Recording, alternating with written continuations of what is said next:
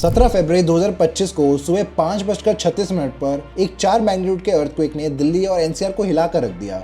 इसका एपिसेंटर पाया गया है धौलाकुआं मेट्रो स्टेशन के पास मौजूद झील पार्क 5 किलोमीटर डेप्थ पर। दिल्ली, नोएडा, ग्रेटर नोएडा और गाजियाबाद के लोगों को ये झटके महसूस हुए, जिन्हें सुबह सुबह उठकर इवैक्यूएट करना पड़ा अपने घरों से। कुछ लोगों ने लाउड नॉइज सुनने के बारे में भी रिपोर्ट किया है, जो काफी यूनिक सी थी। इतनी इंटेंसिटी के बावजूद भी अर्थक्वेक से कोई डैमेज नहीं देखने को मिला है और इसके आने का रीजन भी लोगों को समझ नहीं आ रहा है, स्पेशली साउंड के बारे में। वैसे तो दिल्ली में अर्थक्वेक आते रहते हैं, लेकिन दिल्ली के अंदर एपिसेंटर होना काफी रेयर है। तो ऐसा क्या कारण था कि इस अर्थक्वेक का एपिसेंटर दिल्ली में था और वो लाउड नॉइज क्या थी, इसके बारे में जानेंगे हम इस वीडियो में। डॉक्टर ओपी मिश्रा, जो डायरेक्टर हैं नेशनल सेंटर फॉर साइस्मोलॉजी के, उन्हें बोला है कि earthquake in situ material heterogeneity की वजह से आया है, जिसके बारे में हम डिटेल में आगे जानेंगे। और उन्हें अश्योर किया है कि इसके कोई आफ्टर शॉक नहीं होंगे, अगर होंगे तो बहुत लो मैग्नीट्यूड के होंगे। दिल्ली जो साइज्मिक जोन 4 में आती है, यहाँ अर्थक्वेक का रिस्क ज्यादा ही रहता है हिमालय के पास होने की वजह से, जो कि काफी साइज्मिकली एक्टिव है। दिल्ली और आसपास का काफी डेंसली पॉपुलेटेड जो रीजन है, वो काफी वल्नरेबल भी है बड़े अर्थक्वेक के लिए। तो उससे बचने के लिए हम क्या कर सकते हैं? नेशनल सेंटर फॉर साइस्मोलॉजी के अकॉर्डिंग दिल्ली और उसके आसपास काफी ज्यादा वीक जोन्स और फॉल्ट्स मौजूद हैं, जैसे Delhi Haridwar ridge, Mahendragarh Dehradun subsurface fault, Moradabad fault, Sohna fault, great boundary fault, Delhi Sargodha ridge, Yamuna lineament और गंगा रिवर लिनियमेंट। इन सब में अर्थक्वेक आ सकते हैं, लेकिन अलग अलग तरीके से।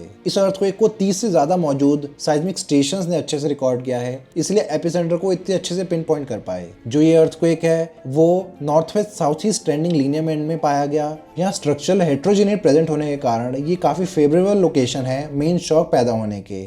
इन सीटू मटेरियल हेट्रोजेनिटी का मतलब है कि किसी जगह के जियोलॉजिकल मटेरियल्स जैसे कि पत्थर और मिट्टी, उनकी कॉम्पोजिशन, डेंसिटी और प्रॉपर्टीज में कुछ नेचुरल वेरिएशन जो आता है। ये वेरिएशंस फिर थोड़े थोड़े स्ट्रेस डिफरेंसेस क्रिएट कर देते हैं अलग अलग जगहों पर, जो फॉल्ट मूवमेंट और साइज्मिक एक्टिविटी का कारण बन सकती हैं। यानी अगर भारी मात्रा में पत्थर और मिट्टी ऐसे शिफ्ट होने लगते हैं तो उससे भी अर्थक्वेक आ सकता है। जो अर्थ का क्रस्ट है वो बिल्कुल सिमिलर नहीं होता हर जगह। रॉक फॉर्मेशन और स्ट्रेस अलग अलग जगह पे अलग अलग होते हैं। कहीं पर रॉक्स थोड़ी वीक हो सकती हैं, कहीं पे बहुत ज़्यादा दरारों वाली हो सकती हैं। तो अगर थोड़ा सा भी शिफ्ट आता है तो वो बड़े लेवल पर धरती को हिलाने की क्षमता रखती हैं, तो वो अपने आप ही हिल सकती है बिना किसी फॉल्ट लाइन के पास मौजूद होने के बावजूद। दिल्ली के मामले में भी मटेरियल हेट्रोजेनिटी से भूकंप आ सकता है बिना किसी टेक्टोनिक शिफ्ट के। आप इसे एक एग्जांपल से समझ सकते हैं कि एक छोटा सा पहाड़ है मिट्टी और पत्थरों का बना, अगर उस पर थोड़ा सा भी वेट डिस्ट्रीब्यूशन या स्ट्रेस चेंज हो जाता है तो पहाड़ ढह सकता है। वैसा ही ये जमीन के अंदर होता है। एपिसेंटर के 50 स्क्वायर किलोमीटर के एरिया में जो एग्जामिनेशन की तो उन्होंने पाया कि दिसंबर 2007 में एक 4.6 मैग्नीट्यूड का अर्थक्वेक झील पार्क वाले एपिसेंटर से सिर्फ 6 किलोमीटर साउथ में आया था, और वो भी सिर्फ 10 किलोमीटर डीप था। तो ये दर्शाता है कि 1990 के बाद से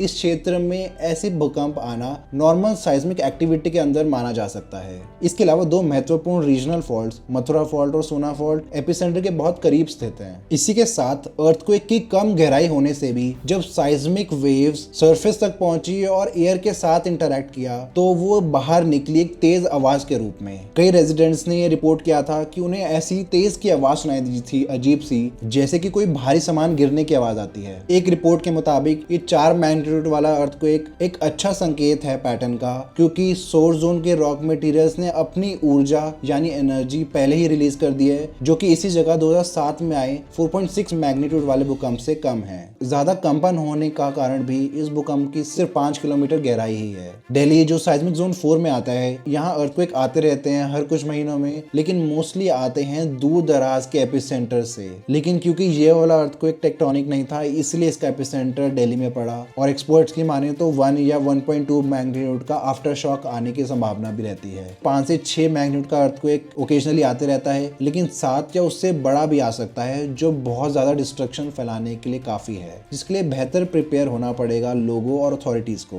नॉर्थ इंडिया में जो अर्थक्वेक्स आते हैं वो ज्यादातर इंडियन और यूरेशियन प्लेट के आपस में टकराने के कारण होता है। इसमें बहुत ज्यादा एनर्जी एक्यूमुलेट हो जाती है पहले, और वो एक साथ ही रिलीज होती है एक बड़े अर्थक्वेक के रूप में। झील पार्क के नीचे जो ये अर्थक्वेक है धौलाकुआं के पास, यहाँ हर 2-3 साल में छोटे झटके महसूस किए जाते हैं। जैसे 2015 में यहाँ 3.3 मैग्नीट्यूड का भी एक अर्थक्वेक आया था। कई लोगों ने कहा कि वो उनकी जिंदगी का सबसे भयंकर भूकंप था आज तक उन्होंने ऐसा भूकंप महसूस नहीं किया। इसकी लाउड नॉइज से लोग इतने शॉक हो गए थे कि जैसे न्यू दिल्ली रेलवे स्टेशन पर वेट कर रहे यात्रियों ने कहा कि इसकी आवाज से उन्हें ऐसा लगा कि कोई ब्रिज गिर गया हो। वैसे तो ये शैलो डेप्थ के अर्थक्वेक ज्यादा हार्म नहीं पहुंचाते अगर कम मैग्नीट्यूड के हों, लेकिन अगर मैग्नीट्यूड बढ़ जाए हल्का सा भी तो बहुत ज्यादा डिस्ट्रक्शन भी फैला सकते हैं, स्पेशली आसपास के 10 स्क्वायर किलोमीटर एरिया में। इधर MSK 8 लेवल तक की इंटेंसिटी वाले अर्थक्वेक्स आना एस्टिमेट किया गया है। MSK एक स्केल है जिसकी फुल फॉर्म है मेडवेडेव पॉनहावर कार्निक, जो इंटेंसिटी नापता है किसी अर्थक्वेक की, जबकि मैग्नीट्यूड एक भूकंप से रिलीज होने वाली ऊर्जा या एनर्जी को नापता है। साधारण भाषा में MSK स्केल बताता है कि किसी भूकंप का प्रभाव कितना होगा किस क्षेत्र पर। दो अलग अलग जगहों पर अलग अलग तरीके से प्रभाव पड़ता है, चाहे वो सेम दूरी पर क्यों ना हो एपिसेंटर से। तो MSK 8 का मतलब है कि बिल्डिंग्स और ऐसे बड़े इंफ्रास्ट्रक्चर को डैमेज करने के लिए दिल्ली काफी वल्नरेबल है। जो जोन 5 में आते हैं एरियाज, वो MSK स्केल पे 9 या उससे भी ऊंचे नंबर पर आते हैं। दिल्ली एक साइस्मिकली एक्टिव जियोलॉजिकल बेल्ट में स्थित है जिसे अरावली दिल्ली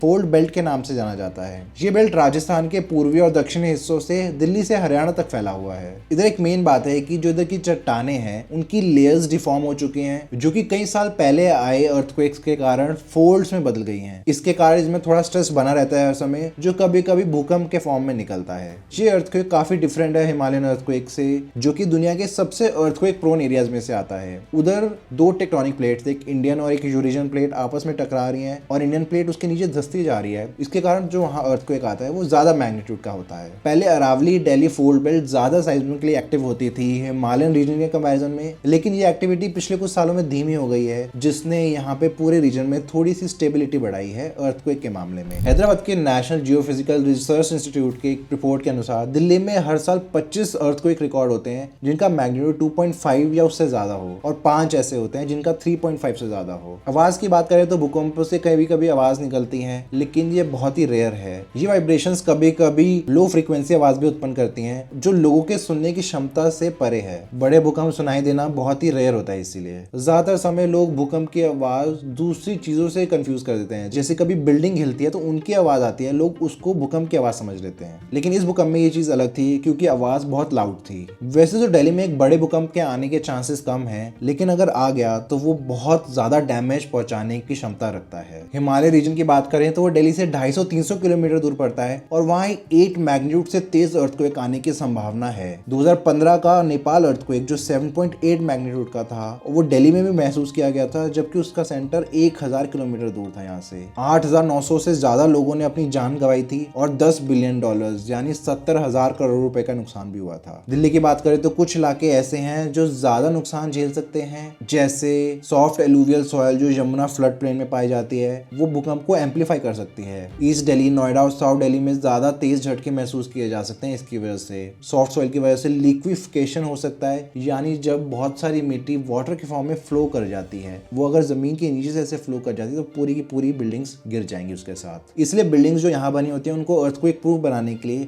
बेहतर रीइंफोर्समेंट यूज करना पड़ता है, स्ट्रॉन्ग फाउंडेशंस और बेहतर मटेरियल के साथ। दिल्ली और ऐसी दूसरी सिटीज जो वल्नरेबल है अर्थक्वेक में, उनको बेहतर रेडी होना पड़ेगा। उसका सबसे पहला कदम है साइज्मिक एक्टिविटी को मैप करना। बेहतर वेल डिटेल्ड मैप्स बनने चाहिए कि कौन से क्षेत्र ज्यादा प्रभावित हो सकते हैं। दिल्ली में 80 से 90% बिल्डिंग्स भूकंप रेजिस्टेंट बिल्कुल नहीं है। काफी हाई राइजेस, अपार्टमेंट्स और buildings earthquake safety norms follow ही नहीं करते। अनऑथराइज कंस्ट्रक्शन और नैरो स्ट्रीट्स की वजह से रेस्क्यू ऑपरेशंस भी काफी डिफिकल्ट हो सकते हैं। NBC 2016 यानी नेशनल बिल्डिंग कोड के स्ट्रिक्ट अर्थक्वेक सेफ्टी नॉर्म्स को कभी एनफोर्स नहीं किया गया। इसमें पूरी गाइडलाइंस है कि एक बिल्डिंग को भूकंप रेजिस्टेंट बनाने के लिए कैसे डिजाइन किया जाता है। इसके मुताबिक भारत को 5 साइज्मिक जोन्स में बांटा गया है। जोन 1 और 2 लो रिस्क जैसे बैंगलोर और हैदराबाद, जोन 3 मॉडरेट रिस्क जैसे Mumbai, Chennai, Kolkata, zone 4 high risk जैसे दिल्ली, लुधियाना, पटना, और जोन 5 वेरी हाई रिस्क जैसे पूरा नॉर्थ ईस्ट, उत्तराखंड, हिमाचल, जम्मू कश्मीर और Andaman and Nicobar island. Structural guidelines की बात करें तो इधर फाउंडेशन को भी स्ट्रॉन्ग बनाने के लिए कुछ कदम बताए गए हैं, जैसे सॉइल टेस्टिंग कंपलसरी होती है कोई भी बिल्डिंग बनाने से पहले।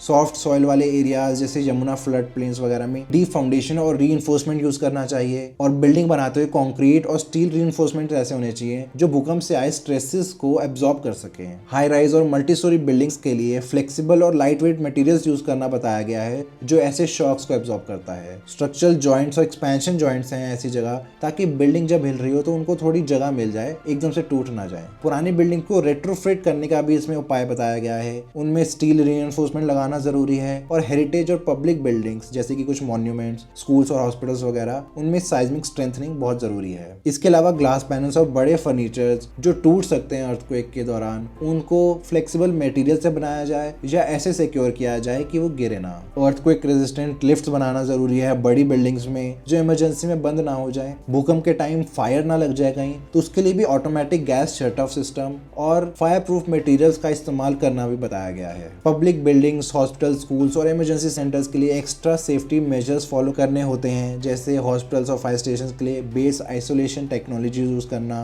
मेट्रो स्टेशन और फ्लाईओवर्स के लिए शॉक एब्जॉर्बर्स और एक्सपेंशन जॉइंट जरूरी हैं। ब्रिजेस और ओवरपास को भी फ्लेक्सिबल डिजाइन के साथ बनाया जाए। और ये सब करना सिर्फ एक गाइडलाइन नहीं है बल्कि लीगल रिक्वायरमेंट भी है सबकी। लोकल अथॉरिटीज और म्युनिसिपल कॉर्पोरेशंस का काम है कि ये सब चेक करे कि नॉर्म्स फॉलो हो रहे हैं कि नहीं, ताकि इमरजेंसी में कोई दुर्घटना ना घटे। हर हाई राइज बिल्डिंग में अर्थक्वेक इवैक्यूएशन प्लान और इमरजेंसी एग्जिट मौजूद होनी चाहिए। पब्लिक बिल्डिंग्स में सेफ्टी ड्रिल्स और अवेयरनेस कैंपेन्स फैलाए जाने चाहिए ताकि लोगों को पता हो कि इमरजेंसी के दौरान करना क्या है। मेट्रो, ब्रिजेस और फ्लाईओवर्स के लिए भी रेगुलर स्ट्रक्चरल टेस्टिंग जरूरी है। दिल्ली, उत्तराखंड, हिमाचल जैसे क्षेत्रों में पब्लिक अवेयरनेस फैलाना काफी जरूरी है। इमरजेंसी रिस्पॉन्स टीम्स बनाई जानी चाहिए वॉलंटियर्स और प्रोफेशनल्स के साथ, ताकि ऐसी सिचुएशन में वो जल्दी से इकट्ठा होकर रेस्क्यू ऑपरेशन स्टार्ट कर सकें। दिल्ली की हिस्ट्री में 5 ऐसे बड़े भूकंप रिकॉर्ड किए गए हैं, जैसे 1720 में एक 7 मैग्नीट्यूड के भूकंप ने दिल्ली को हिला के रख दिया था। 1803 में एक और ऐसा भूकंप आया था जिसने कुतुब मीनार को भी डैमेज किया था। इसका एपिसेंटर मथुरा के आसपास बताया गया है। 1956 में बुलंदशहर में आया था 6.7 मैग्नीट्यूड का अर्थक्वेक और 2015 में नेपाल का 7.8 मैग्नीट्यूड वाला, जिसने दिल्ली को हिला तो दिया था लेकिन ज्यादा कुछ नुकसान नहीं पहुंचाया। शहर में डैमेज रिस्क असेसमेंट की गई थी 1997 में वल्नरेबिलिटी एटलस ऑफ इंडिया नाम से। उन्हें बताया कि 85.5% लोग जिन बिल्डिंग्स में रह रहे हैं वो मॉडरेट रिस्क पोज करता है लोगों को। अगर 7.5 मैग्नीट्यूड का भूकंप आता है तो पुरानी बिल्डिंग सबसे पहले गिरेंगी, जो खासकर मौजूद हैं चांदनी चौक, करोल बाग और ईस्ट दिल्ली एरिया में। मेट्रो, फ्लाईओवर्स और ब्रिजेस भी डैमेज हो सकते हैं, जो इवैक्यूएशन को थोड़ा डिफिकल्ट बना देंगी। पूरा ब्रिज रोड पर गिर रहा है तो रोड भी ब्लॉक हो जाएगी, जिससे रेस्क्यू वर्कर्स भी फंस जाएंगे। बिजली, पानी और गैस पाइपलाइंस डैमेज हो सकती हैं। फायर हैजर्ड का रिस्क होगा और 1 लाख लोग भी मर सकते हैं इसमें। इकोनॉमिक लॉसेस की बात करें तो 1 लाख करोड़ रुपए से ज्यादा का नुकसान हो सकता है। कुछ रिपोर्ट्स ने यह भी बताया कि अगले 50 सालों में आने वाले अर्थक्वेक से देश में 8 से 10 हजार करोड़ रुपए का नुकसान होगा। अगर इसको कम करना है तो अर्थक्वेक रेजिस्टेंट बिल्डिंग्स बनानी पड़ेंगी, पुरानी बिल्डिंग्स को रेट्रोफिट करना पड़ेगा और पब्लिक अवेयरनेस फैलानी पड़ेगी बड़े स्तर पर। अगर हम कुछ दूसरी कंट्रीज से इंस्पिरेशन लेना चाहें तो जापान सबसे ऊपर आती है। उन्होंने अपनी बिल्डिंग्स को बनाने के लिए फ्लेक्सिबल मटेरियल्स का इस्तेमाल किया है, जैसे स्टील, रीइंफोर्स्ड कंक्रीट, वुड वगैरह, जो ऐसे शॉक्स को हैंडल करने के लिए बेहतर इक्विप्ड हैं। फ्लोटिंग फाउंडेशन और डैम्पिंग सिस्टम्स लगाए उन्होंने अपनी कई बिल्डिंग्स में, जो वाइब्रेशन के अगेंस्ट मूव करके बिल्डिंग को स्टेबल रखते हैं। बड़ी बिल्डिंग्स के लिए सेटबैक रूल्स रखे गए हैं ताकि रोड से वो कंसिडरेबल डिस्टेंस दूर रहें। जापान में अब हर नई बिल्डिंग में बेस आइसोलेटर्स और शॉक एब्जॉर्बर्स लगाए जाते हैं इसके लिए। मैक्सिको की बात करें तो उन्होंने अपने 1985 के अर्थक्वेक के बाद सारी मेजर बिल्डिंग्स जैसे हॉस्पिटल, स्कूल्स और कुछ मेजर ब्रिजेस और रोडवेज को भी रेट्रोफिट कर दिया था, ताकि आने वाले अर्थक्वेक में इतना बड़ा डैमेज ना देखने को मिला। और वही चीज हुई जब 2017 का अर्थक्वेक आया तो उनके रेट्रोफिट ने हजारों लोगों की जानें बचाने में मदद की। इसके अलावा दिल्ली में स्ट्रिक्ट अर्बन प्लानिंग की भी जरूरत है, जैसे जो हाई रिस्क जोन्स हैं वहां पर हाई राइज बिल्डिंग्स ना बनाई जाएं। पर्टिकुलरली ईस्ट दिल्ली, नोएडा और यमुना फ्लड प्लेन्स में ये बनाना काफी रिस्की रहेगा। जापान की बात दोबारा करते हैं, जैसे 1995 को भी अर्थक्वेक के बाद गवर्नमेंट ने लैंड स्ट्रिक्टली रेगुलेट करना शुरू कर दिया और ऐसे इंफ्रास्ट्रक्चर को बिल्कुल बैन कर दिया हाई रिस्क जोन्स में। उन्होंने nation wide earthquake warning systems भी बनाए ताकि लोगों को जल्दी से जल्दी पता चल सके कब अर्थक्वेक आ रहा है। पब्लिक ड्रिल्स कराते हैं वो हर साल सितंबर 1 को, जो नेशनल डिजास्टर प्रिवेंशन डे के रूप में सेलिब्रेट करते हैं वो। ऐसे अर्थक्वेक वार्निंग सिस्टम्स आ गए हैं आज, जो 30 से 60 सेकंड का एडवांस वार्निंग दे सकते हैं लोगों को। जो जापान में बुलेट ट्रेन चल रहे हैं उनमें ये सिस्टम लगा है, तो जैसे ही अर्थक्वेक सेंस हो जाता है सारी बुलेट ट्रेन रुक जाती हैं। तभी आज तक एक भी डिरेल नहीं देखने को मिला अर्थक्वेक में। Specialised NDRF, national disaster response force भी ट्रेन की जा सकती है बेटर टेक्नोलॉजी के साथ। ड्रोन्स डिप्लॉय डिप्लॉय करना, AI बेस्ड सर्च सिस्टम को यूज करना लोगों को ढूंढने के लिए। यूएसए की बात करें तो उनकी फीमा, फेडरल इमरजेंसी मैनेजमेंट एजेंसी, ऐसे ही सिविलियंस को और रिस्पॉन्डर्स को ट्रेन करती हैं इमरजेंसी सिचुएशन में एक्ट करने के लिए। ऐसे ही दिल्ली में भी किया जा सकता है कि जो सिटीजन्स हैं वो खुद ही रेस्क्यूअर्स बन सकें। बड़े स्तर पर पार्क्स और स्टेडियम्स को यूज किया जा सकता है शेल्टर्स प्रोवाइड करने के लिए और मेडिकल रिलीफ देने के लिए इन सिचुएशंस में। दिल्ली अथॉरिटीज को ऑडिट करने की जरूरत है हर मेजर बिल्डिंग को, और उनका चालान काटने की जरूरत है जो इन नॉर्म्स को फॉलो नहीं करते। फायर सेफ्टी भी एक बड़ा इशू है दिल्ली में, जहां कैफेज और रेस्टोरेंट्स ऐसी जगह बने हैं जहां एग्जिट करना नामुमकिन हो जाता है पतले पाथवेज की वजह से, जो काफी लोगों की जान गंवाने का कारण बन सकता है। नए होम ओनर्स और बिजनेस को गवर्नमेंट कुछ छूट दे सकती है टैक्स में, उनको एनकरेज करने के लिए अर्थक्वेक रेजिस्टेंट बिल्डिंग्स बनाने के लिए। जैसे टर्की का एग्जांपल है तो उन्होंने अर्थक्वेक इंश्योरेंस लेना कंपलसरी कर दिया है उन सारी बिल्डिंग्स के लिए जहां अर्थक्वेक के रिस्क ज्यादा रहते हैं, ताकि फाइनेंशियल लॉस को कम से कम रखा जा सके डिजास्टर के बाद। अगर ये सब टाइमली नहीं किया गया तो एक बड़ा भूकंप दिल्ली में 1 लाख से ज्यादा लोगों की जान ले सकता है और 1 लाख करोड़ रुपए से ज्यादा का फाइनेंशियल डैमेज पहुंचा सकता है, जो कि बहुत बड़ी फिगर है। इसे सुरक्षित बनाने के लिए अभी जो काम हुआ है वो काफी नहीं है। दिल्ली की 80% बिल्डिंग्स अभी भी अर्थक्वेक रेजिस्टेंट नहीं है और ज्यादातर लोगों को तो ये भी नहीं पता कि उनकी बिल्डिंग अर्थक्वेक में बचेगी भी या नहीं। एक रीसेंट स्टडी के अकॉर्डिंग 87% रेजिडेंट्स ने बोला कि उनकी बिल्डिंग में कभी भी सेफ्टी ऑडिट नहीं हुआ है आज तक, और सिर्फ 2% ने बोला उनकी बिल्डिंग में ऑडिट हुआ है, लेकिन वो भी एक फॉर्मेलिटी के तौर पे हुआ है। ज्यादातर सिर्फ 14% लोग ये मानते हैं कि उनकी बिल्डिंग सेफ रहेगी अर्थक्वेक के दौरान। ये अलार्मिंग फिगर्स हैं दिल्ली के लिए, जो कैपिटल है इंडिया की। जब दिल्ली में भूकंप आता है तो लोग तेजी से बिल्डिंग के बाहर भागने की कोशिश करते हैं, लेकिन बहुत ही कम लोगों को पता है कि क्या प्रोसीजर फॉलो करनी चाहिए उस दौरान। National institute of disaster management NIDM disaster preparedness पर काम कर रही है, लेकिन ग्राउंड पर उसका अभी इतना एक्शन देखने को नहीं मिला। कुछ चीजें जो नॉर्मल लोगों को फॉलो करनी चाहिए एक अर्थक्वेक के दौरान या उसके बाद। सबसे पहली चीज, शांत रहें और घबराएं नहीं, क्योंकि डर के भागने से आप ज्यादा खतरे में डाल सकते हैं अपने आप को।